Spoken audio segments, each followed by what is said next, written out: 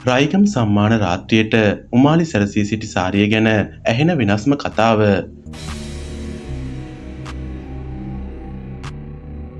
විසි දෙවනි රයිගම් සම්මාන උළෙල අති උත්කර්ෂවත් අන්දමින් පසුගියදා නිමාව දුටුවා. රයිගම් වේදිකාව වර්ණවත් කරන්න ජනප්‍රිය රංගන ශිල්පිනී උමාලි තිලකරත්නද එක්ව සිටියා. ඒ ලතාවල්පොළ මහත්මිය වෙනුවෙන් උපහාර අංගයකට ප්‍රාසාංගිකව දායක වෙමින් එහි නර්තන වින්‍යාසයන් චන්දන වික්‍රමසිංහයන් විසින් නිමවා තිබුණා. ඊට සුදුසු පරිදි අපූර්ව සාරියකින් උමාලි හැඩවී උන්නා. මේ සාරිය පිටුපස කවුරුත් නොදත් කතාවක් තිබුණා. ඒ ගැන ඇය තැබූ සටහන තමයි මේ.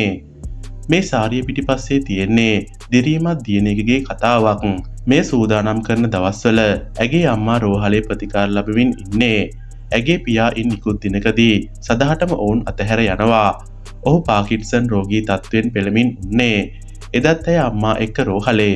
අම්මාට කිසිදු වෙනසක් නොදක්වා ඇයට සහයට ඉන්නවා. පවුලේ අනිත් අය එක්ක එකතු වෙලා අම්මව ටිකට් කපන් ගෙදර ගෙනත් සතියේ බණ හා දාන පින්කම් කරලා හොඳටම මහන්සි වෙලා ගෙටකොට වුණු වෙලාවේ තමයි මම ඇයට ආපහු කතා කළේ. සාරිය ඇඳ බව කියන්න.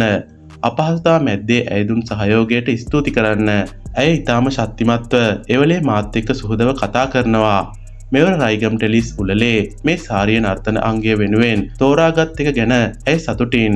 ඒ දිරියමත් හිත මොහොතකට හෝ සතුටු කරන්න ලැබීම මට ලැබුණු වාසනාවක්.